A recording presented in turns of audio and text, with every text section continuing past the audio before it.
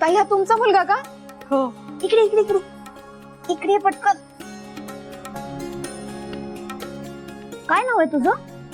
तक्ष. तक्ष. तक्ष नाही, तक्ष. तक्ष. तक्ष नाही, TAKSH. तक्ष. सॉरी बाबा, चुकलंच माझं.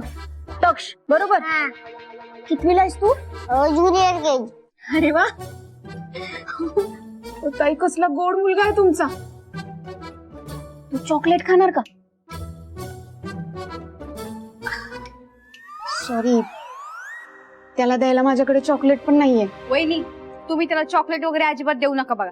चॉकलेट खाऊन खाऊन बघा कसं दात बिघडलेत त्याचे, आणि आता कुठं नीट झालेत. बघू बघू बघू बघू तुझे दात.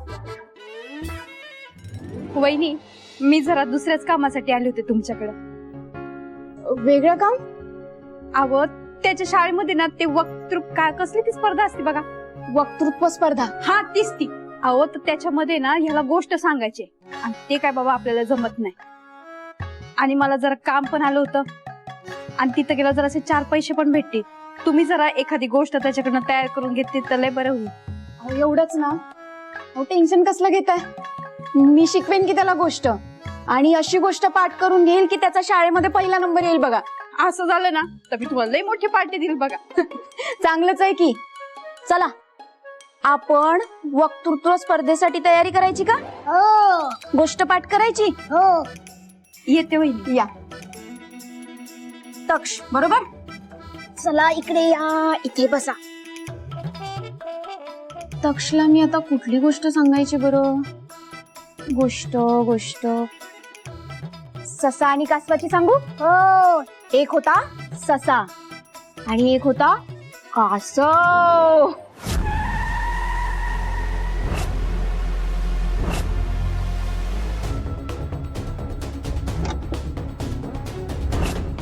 अरे कुठे निघालास? ओ भाऊ, अरे स्टेशनवर जातोय ना आपण.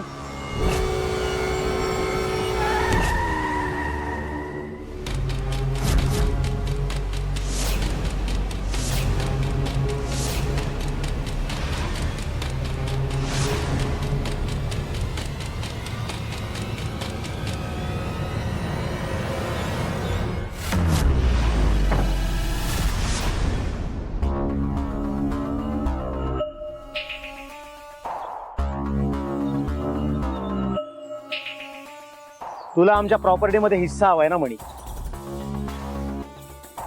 नाही, हवाच असणार. कारण हे सगळं माहित असून सुद्धा इतकी वर्ष त्या घरात राहिलास कारण मला बाजूला करून तुला त्या घरावर कब्जा करायचा.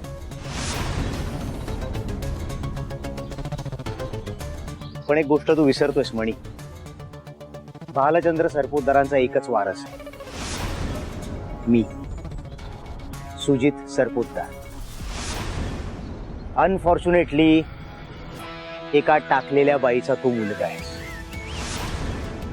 तसाही लिगली त्या प्रॉपर्टीवर तुझा काहीच हक्क नाही, पण तू हुशार आहेस.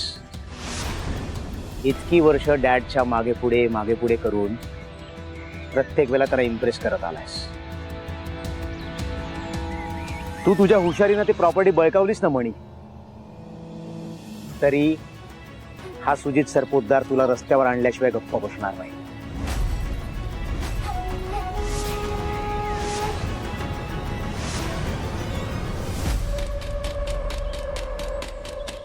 मूर्ख नको समजूस आम्हाला. तुला वाटतं त्याची गरज आहे? आणि अजून एक काय म्हणालास? मला रस्त्यावर आणणार? तू सुजित, तू काय रस्त्यावर आणशील मला? मी स्वतःहून रस्त्यावर आणणार. मला जर तुझ्या बापाच्या प्रॉपर्टीमध्ये इंटरेस्ट असताना तुम्ही तुझं ते घर सोडलंच नसतं. त्या घरातून तुम्हाला कसं बाहेर काढता येईल याचे प्रयत्न केले असते. मला तुझा बाप डोळ्यासमोरही नको.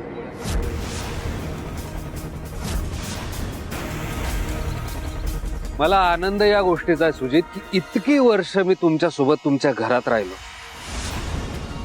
तरी सुद्धा तुमच्यासारखा स्वार्थ आणि स्वार्थासाठी खालच्या थराला जाणं शिकलो नाही.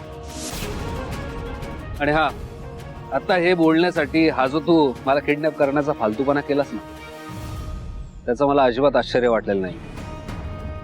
शेवटी तू सुद्धा तुझ्या बापासारखाच आहे. मणी, तोंड सांभाळून बोल.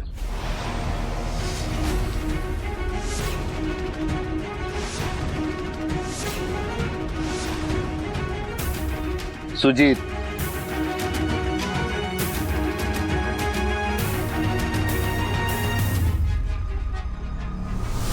आतापर्यंत तुझी सगळी नाटकं खपवून घेतली, कारण तू माझ्या उपकारकर्त्याचा मुलगा होतास.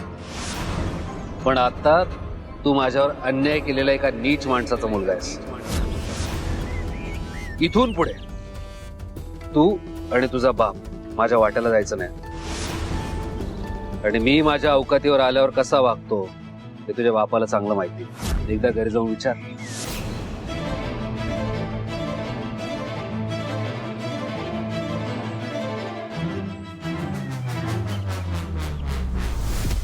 आणि आता जे वागलास ना, तशी चूक पुन्हा करू नकोस.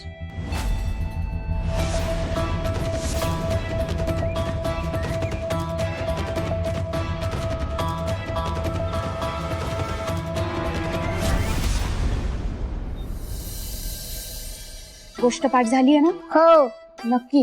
नक्की. तुझी आई आली की तिला ऐकवणार? हो नक्की? नक्की. वहिनी साहेब, येऊ का? या वहिनी.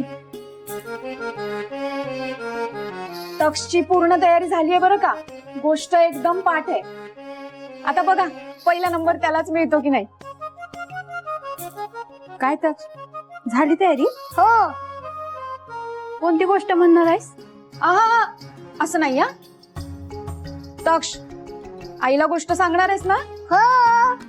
एकच मिनिट. हा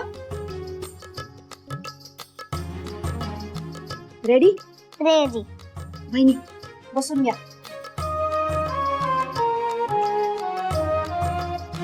1, 2, 3 स्टार्ट. एक ससा असतो आणि एक कासव असतो. ससा बोलतो कासवाला, शर्यत लावायची का?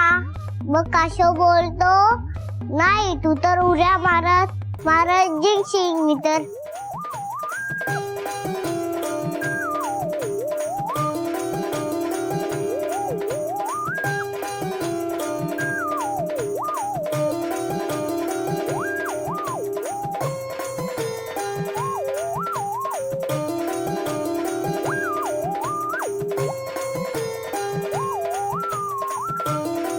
म्हणून मेहनत करायची, आलस करायचे नाही.